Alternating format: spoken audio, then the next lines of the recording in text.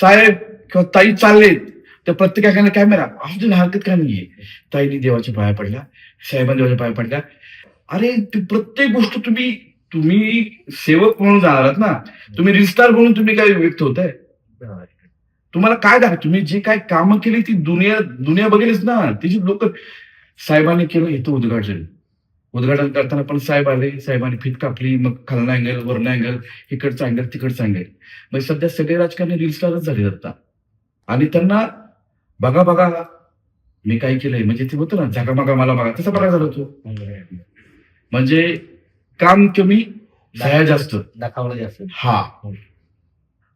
त्यामुळे निवडणुकीने आपल्याला काय दिलं, निवडणुकांनी आपल्याला लाखो नवीन रिस्टार उदयास आणले, एक नवीन करिअर झालं. आणि त्याच्यातून त्यांना कळलं की बाबा मी पुढे काहीतरी चांगलं करू शकतो, असं त्यांना स्वतःला एक बास झाला वाटलं. हा. नुकत्याच निवडणुका झाल्या, रील स्टार म्हणजे बरेच, म्हणजे काय होतं, म्हणजे तुम्हालाही माहिती आहे बरेच पक्ष आहेत आपल्याकडे. रसिकेच एकमेकाला डायलॉग बाजी, म्हणजे पिक्चर मध्ये बी एवढे डायलॉग असतील, एकमेकांना डायलॉग करतात किंवा एकदम हिरो सारखे रील्स असतात. रील झाल्यानंतर तेवढं काम होतं का नक्की, म्हणजे नक्की निवडून आल्यानंतर पुढे काय वाट चालते, की तुम्हाला काय वाटते त्याविषयी?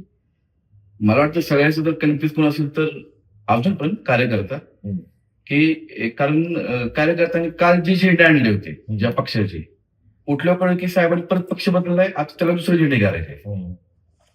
ही रिअलिटी आहे. बरं, त्या कार्यकर्त्याला माझं कळतं की साहेब आपले किती भावनिक आहेत, किती दयाळू आहेत, किती चांगले आहेत, दानशूर आहेत. कारण काय केलं की या इलेक्शनच्या दरम्यान निवडणुकीच्या काळामध्ये सगळं साहेबांनी केलं. साहेब गेले, अनेक गरीब महिलांच्या पाया पडले, त्यांच्या ताटात जेवले. नंतर त्यांनी उलटी काढली असेल, हा भाग वेगळा. दाखवायचं असतं ना की बघा मी जेवलोय, बघा मी पाया पडलोय, बघा माझ्या चेहऱ्यावर एका आजीने हात फिरवलाय. फक्त त्या जेवढे लोक आहेत ज्यांनी निवडून येण्यासाठी जो शो ऑफ केला, जे निवडून आले किंवा ज्यांनी निवडणुकीच्या म्हणजे मतदानाच्या आदल्या दिवशीपर्यंत कार्यकर्ते कन्फ्युज होते, मतदार कन्फ्युज होते की जो माणूस माझ्याकडे आला, समजा संदीप इनामके उभे राहिले, तर संदीप इनामके उभे राहिले तर सुरुवातीला ते होते एका फुलाकडनं, नंतर गेले ते एका अवयवाकडं, नंतर त्याने वेगळाच झेंडा घेतला. म्हणजे कळणच की नक्की करायचं काय. म्हणजे समजा जर मी तुमचा कार्यकर्ता आहे आणि मी का तुमच्याकडनं एक झेंडा घेऊन गेलोय, सकाळी मला कळतं की इनामकेनी म्हणजे आमच्या भैयासाहेबांनी झेंडा दुसरा घेतलाय, म्हणजे माझ्या डोक्यात घुसेपर्यंत ही निवडणूक झाली. बस चला होऊ दे, काय हरकत नाहीये. आता चुकून जर इनामके निवडून आले असतील तर इनामकेने जी दुनियाला दाखवलंय की बघा ही आजी मी पाया पडलो, आजीने माझ्या कपाळावरती हात फिरवला, मला आशीर्वाद दिला, ह्याच्यासाठी मी हे केलं ते केलं, अमुक करणार आहे तमुक करणार आहे, त्यांनी पायी फुपाटा उडवला तुम्ही.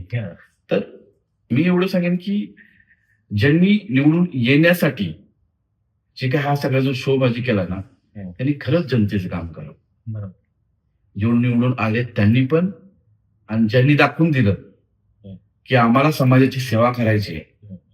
का तुम्ही बघा तिकीट नाही मिळाल्यावरती किती आरडाओरडा सोशल मीडियावर. म्हणजे असं झालं होतं की अरे समाजाच्या किती लोकांना सेवा करायची आहे, किती लोकांना जनतेचा विकास करायचा आहे, आणि विकासाच्या पासून लोक एवढी वंचित का होत आहेत. विकास होत नाही हा भाग वेगळा, हा भाग वेगळा एकंदरीत.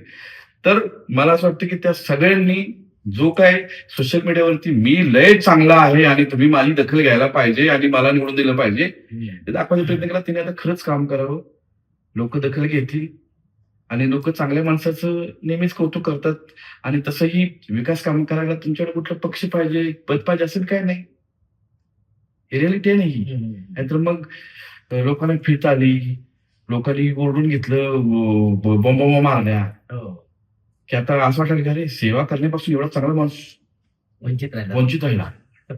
ही रिअलिटी की बाबा माझं काम झालंय, आता 5 वर्ष तो दिल्या घरी सुखी राहा, मी आता माझं मी काय करायचं बघतो. म्हणजे जे निवडून आले ते पुढं नवीन त्यांची फॉर्च्युनर तयार आहे असं म्हणायला काही हरकत नाही. एकंदरीत कार्यकर्ते तिला एकत्र येऊन तू 20 टाक, तू 30 टाक, माझ्याकडे 50 आहेत, चल.